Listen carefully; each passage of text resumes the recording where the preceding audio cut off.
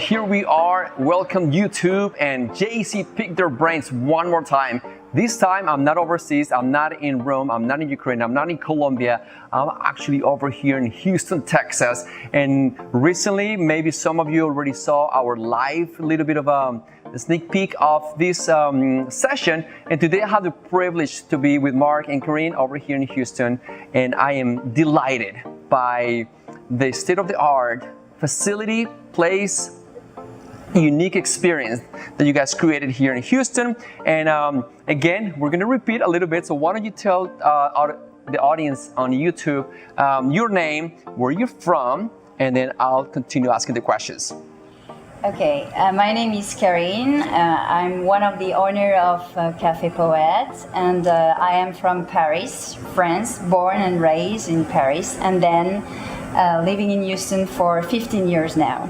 15 years, okay. What about you, Mark? I'm Mark, French and Italian, born in France, studying in Switzerland and in Houston, Texas for 15 years now.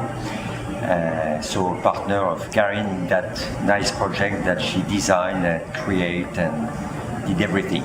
They actually have two kind of partnerships. Number one is a more solidified partnership, which is marriage.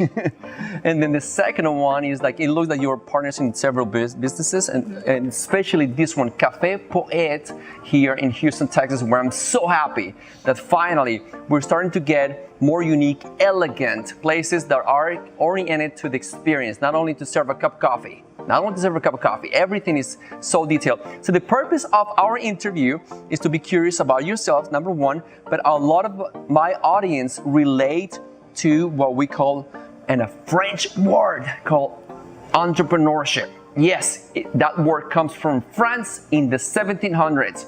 People that like to take unperforming areas to very high performing areas and to activate the economy. So why don't you tell the audience a little bit of your background? My understanding is like you went to law school and then?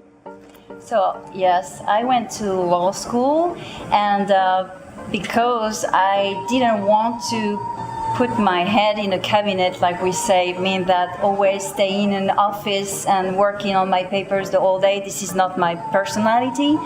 So I decided at first to move to Asia.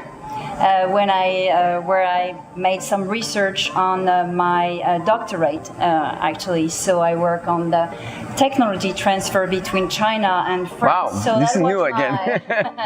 That was my research. So I stayed there for 3 years, and I started to work over there for a big company selling air fighter called Dassault. So, and then I came back here in '98. I came back in France in '98 to find my first job, which was in a consultancy. So working for other company and business development, all that kind of thing. Consulting, another huge industry.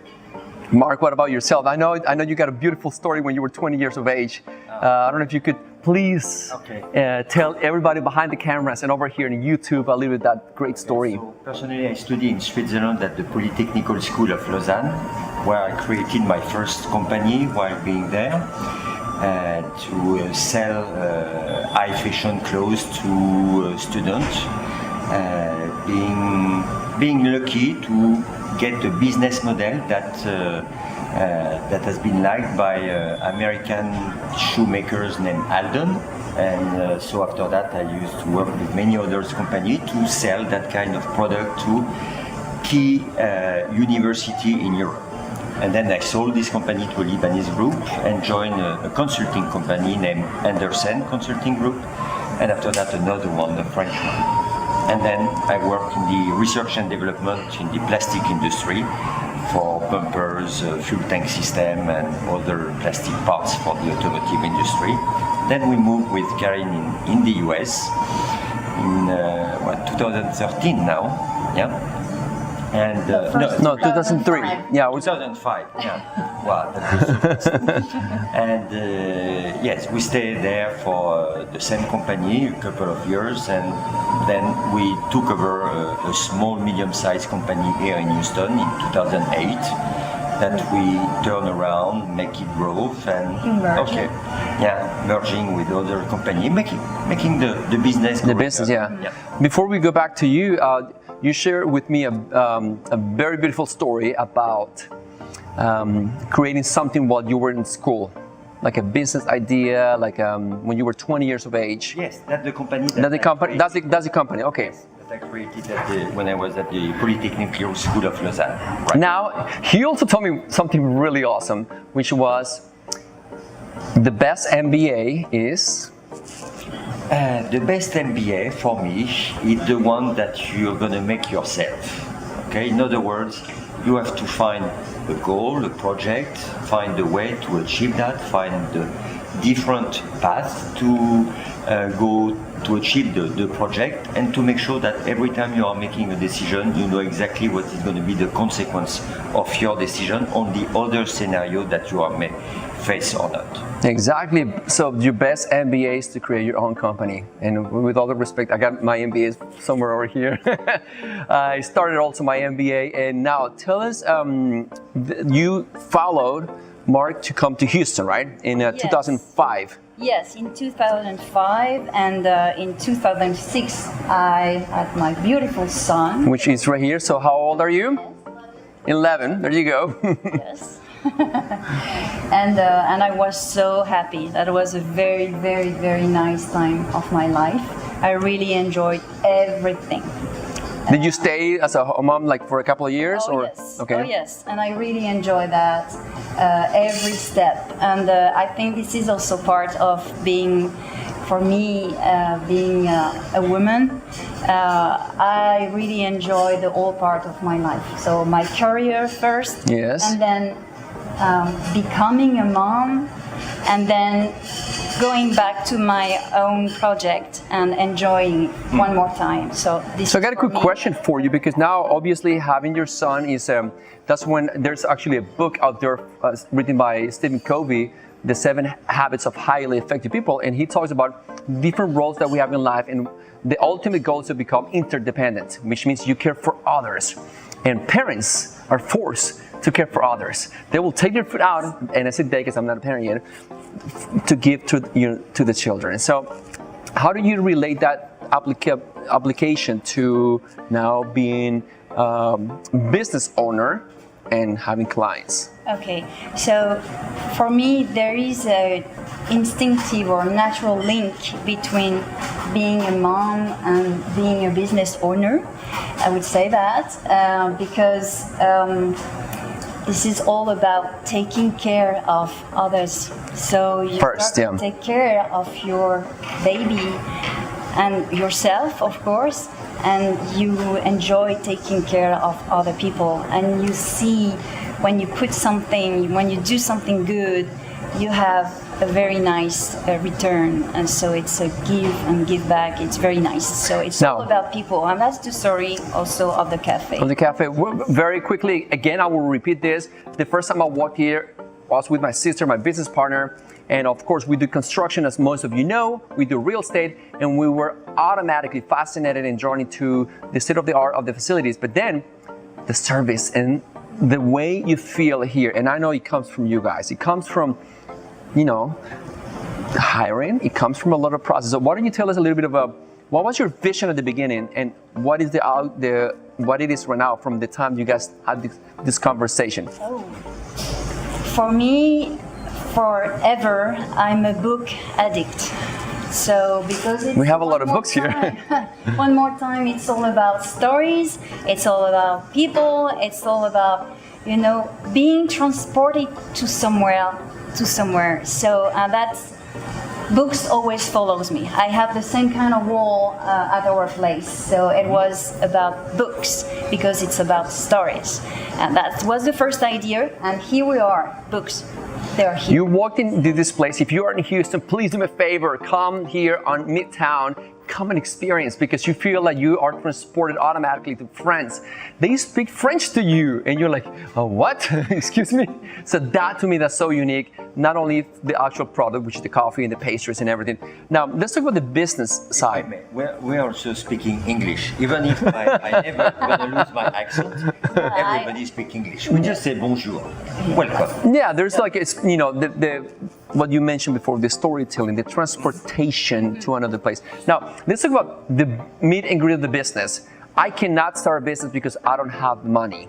Do you think that is an actual obstacle, not having the money? Okay, if you are in a capital business, the answer is yes. Okay, that's the key point.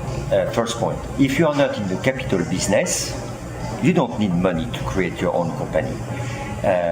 I'm not a big fan, as you know, about social media. I'm not on Facebook, but even Facebook, that's an idea at the beginning. No, you are. You don't need billion to start up the business, right? So there's different way. If you want to build high-rise without capital, you have to choose another story. But you can find the capital, right? Yeah, Capital you have to have the idea and to make the idea. And again, that's the big difference between having an idea and making it possible. Okay? You can have the best idea in the world. If you don't know the way to make it possible and achievable.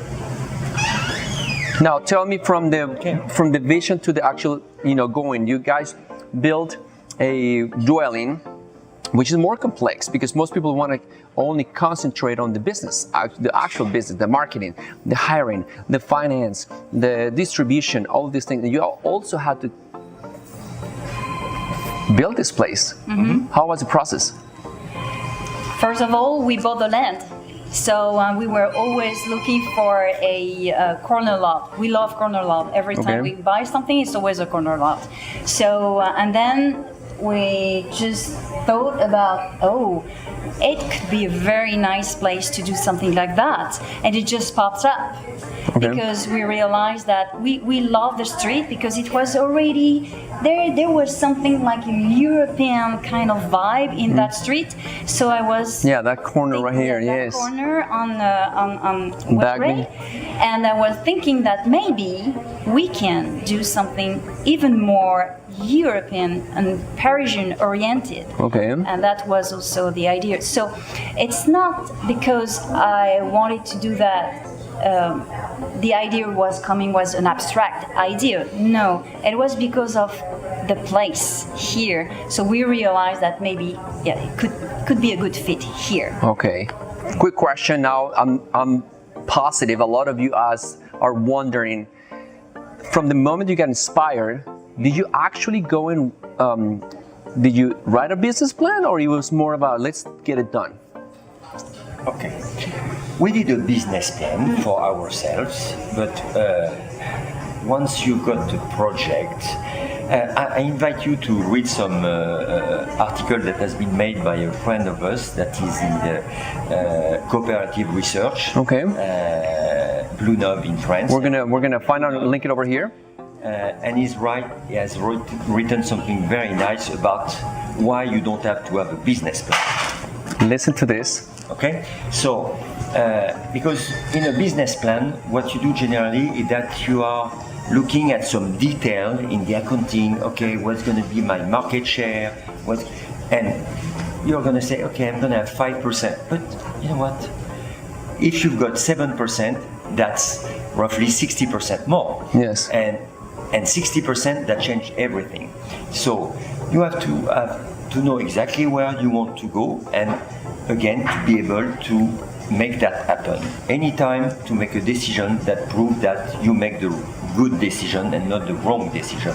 Yes, and I would say for me, the first 2 years I was involved in that project, I immersed myself into that the restaurant business. So that's the key word. I traveled a lot. Breathe, feel. I really traveled to a lot of. I went to Italy. I went to Paris for the show. What's the name of the show? With the big chef. And in Italy? He just passed away. Oh, in from Lyon. The Syrah, which is the biggest exhibition all about food and equipment and everything. So and proximity, being around. Yes, okay. I met a lot of people, a lot of professionals. I was curious all the time. I spent 2 years asking questions, confronting ideas, talking with different kind of people, trying to to understand, analyzing everything into the details, because I love details. Details. So I start with that. Yes. Wow, so you are proving, exactly what we've been talking about the last couple of years. I'm a business major as well, and so many business plans have been written, and so many very executed. So many businesses have been created without a business plan, that then the business plan needs to be written for other purposes, which is, bringing extra founders or bringing extra capital, financing, and so forth. But for the business, I think you especially said immersion. Yes, because for me, one more time, it's all about people. We are in a people business. It's all about people. We work with people, and people are involved in that. So I just wanted to understand how it works for them. So I got a question for you. At some point, I was invited to open up a coffee place. Somebody told me, oh my God, you love so many coffee places, you know all of them. And then not only that, you do real estate. It'll be a great combination for you to have a coffee place and then on top your office. It was a client of mine. And I was like, interesting. So of course I got with a couple of friends, and one of them told me, no, it's not a good business because I already did the math, and you have to sell X amount of coffees a day in order to break point or whatever. So how important is money? Because if companies that don't create profit at some point are not validated. Again, saying that we do not believe in a straight business plan or projection, financial projection. Just going back some years ago, everybody knows what happened in Houston with the oil crack, right? At that time, 2 months before, the barrel was at $120. $120 a barrel. Was saying, okay, it can go to 200. And 2 months later, it was at 37. So even the bank, all the financial guys, nobody's seen that happen. Okay, so what about the business plan? If I were making a business plan 2 months before the crisis with a barrel at 120 or 180, exactly, you can say, okay, your business plan was wrong because you didn't see that, but nobody see that happen, right? At the time, exactly. Okay, so what about business plan and the way you're doing that?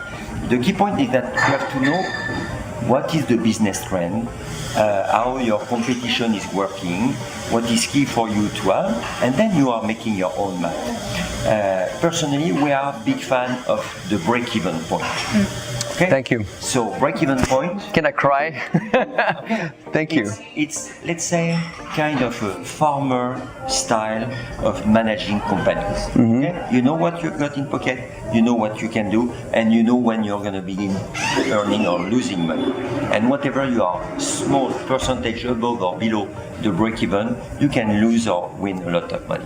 Right. Quick question, of course, everybody knows what is called Starbucks, and they set a new trend. They set a new market.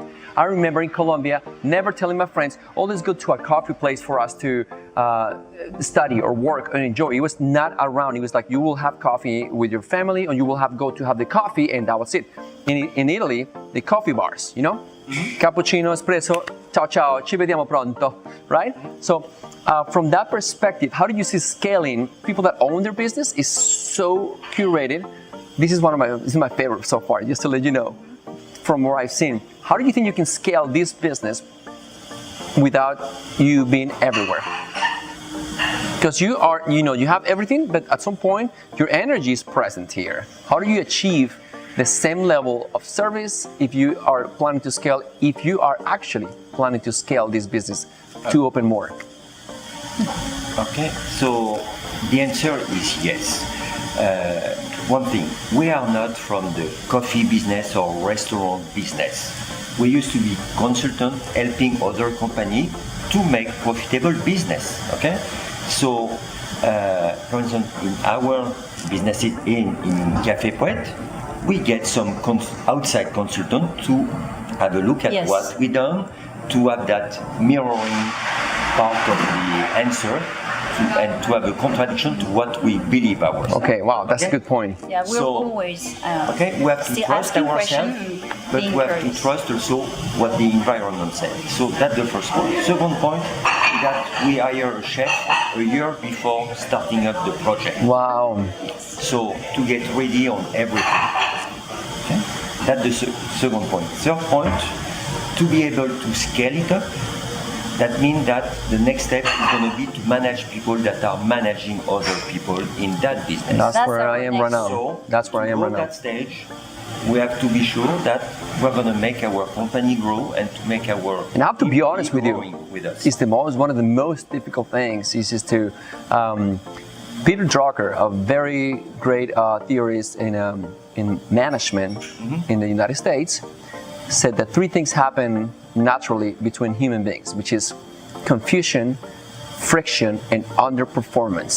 Everything else requires leadership. So based on that, I think we had this conversation, how difficult it is to find the right people, no? It is very, yes, actually, it's very difficult, and that's also why I'm here all the time. I'm spending all my day right here because I really believe in something. It's doing. I want to do just like my employees. I'm working here, so Leading by example. exactly, and this is what I really believe in. So we are all in the same boat, and what I'm telling them all the time is, this is your place. So use that place, use it, and I'm providing all the food. I'm buying the food. I'm buying the coffee, but Correct. make that place your place, and that's also why I'm here, because I'm just like them. I'm working here, and this is Wow. leading Don't by prepare example. the next step. Exactly, but we need to do that. I need to do that now because this is our personality. This is who we are. It is. and it is totally part of the place. Wow. Now, we are aware of something called time, and I know a lot of you are watching these videos because we have a lot of the things in common that we have also here, which is having other kind of babies, which is a company. And so please, if you have any questions, please comment below right here, give us any feedback to how can we make this better. If you're in Houston, come over here. Any question that you want to translate, we'll make sure that we find the right channel on social media, even though now you are on social media, on YouTube. And before we leave you guys, I'd like to invite you to leave a message or a feeling or something to the audience, especially those who are wanting to start in real estate, to start your own company. This is for you, and then I'll ask you a different question. Okay, so I like to say that because we are talking about entrepreneurship and management, right? And leadership. I used to say that management is a hierarchical disease. In other words, the way you're going to manage the people working for you, they're going to manage the other one the same way. So if you are treating the people in a rude manner, they're going to do the same. If you want to do that as a business model, go ahead. If that's not your model, which is not ours, No. you cannot do that this way. Make sense?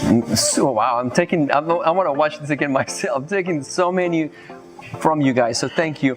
And for you, of course, you are a role model, and my sister is one of my business partners. You guys met her before here in the space. As a female, what kind of message could you probably send somebody who's a younger or probably a mom, recently mom, and they're looking forward to start their own business, but they're having something holding them back? Just like I said, asking questions, try to meet a lot of people, being curious all the time, and that part, being a woman or not being a woman, that's the same. It's just about. I was going to ask you, Yes, we're not going to being get personal, curious. but do you think it's a challenge or not necessarily? For me, no. Okay. I always worked before in places with a lot of men. I work in the steel industry. I work in the air fighter industry, and I was almost the only woman. I was not scared. Okay, so I did maybe it. acting upon fear. What is your? I'm just curious. What's your sign? Sagittarius. Sagittarius. Okay, I study astrology heavily. I like to ask people questions. Not the horoscope, which is different. So there shouldn't be any difference, right? No, for me, there's no difference. I just have no fear. Do you believe When that? you don't have fear, people are just comfortable with you. And just to finish, do you think for women it's actually beneficial to group themselves and share stories and everything? I think it's very good because we need to.